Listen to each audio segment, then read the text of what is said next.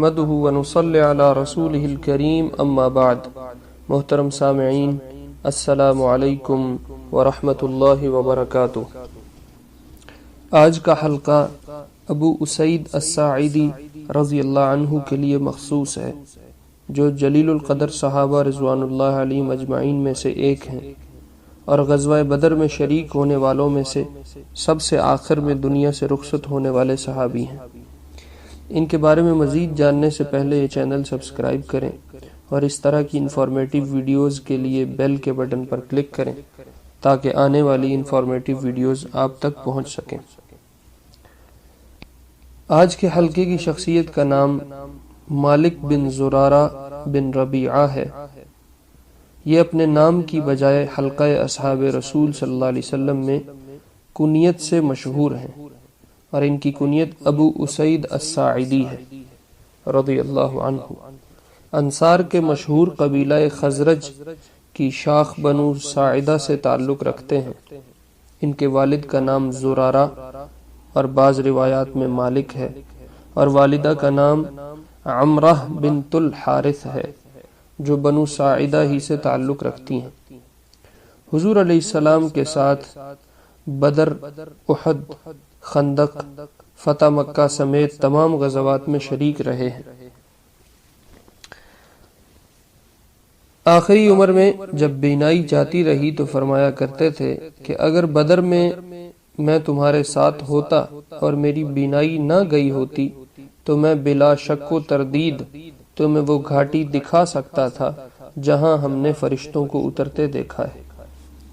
بلکہ فتح مکہ میں بنو ساعدہ جو ان کا قبیلہ ہے، اس کا جھنڈا انہی کے ہاتھ میں تھا. خود روایت فرماتے ہیں کہ نبی علیہ الصلوۃ والسلام نے فرمایا کہ انصار میں سب سے بہترین قبیلہ بنو نجار کا ہے، جو حضور علیہ السلام کے ننہال بنتے ہیں. پھر بنو عبد الاشہل ہیں، پھر بنو حارث ہیں، پھر بنو ساعدہ ہیں جو ان کا خاندان تھا. بلکہ یوں کہنا چاہیے کہ انصار کے تمام قبیلے اچھے اور بھلے لوگ ہیں.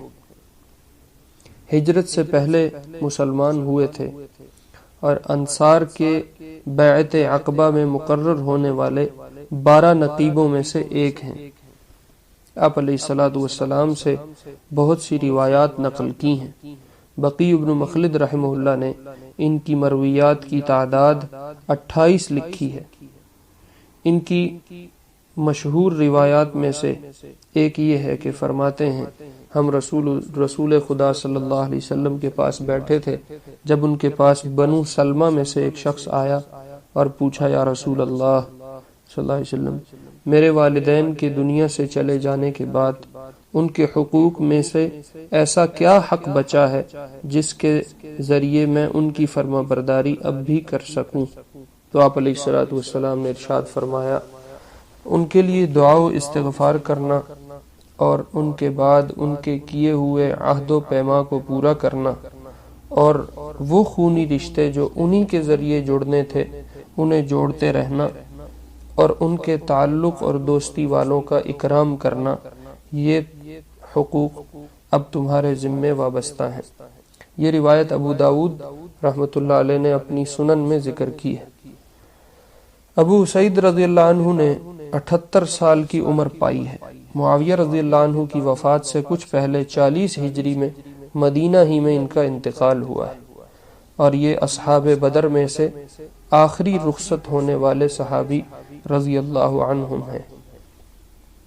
لواحقین میں سے سلامہ بنت وہب نامی بیوی سے اسید الاکبر اور منذر نامی 2 لڑکے، جبکہ میمونہ بیٹی فاطمہ بنت حکم نامی دوسری بیوی سے، اور حبانہ بیٹی رباب نامی ایک اور بیوی سے، اور حمزہ بیٹا سلامہ بنت والان نامی بیوی سے، اور اسید الاصغر حفصہ اور فاطمہ نامی اولاد مختلف بانیوں میں سے چھوڑی ہے. قد کے چھوٹے تھے، سفید سر کے بال، سفید داڑھی والے اور گھنے بالوں والے تھے.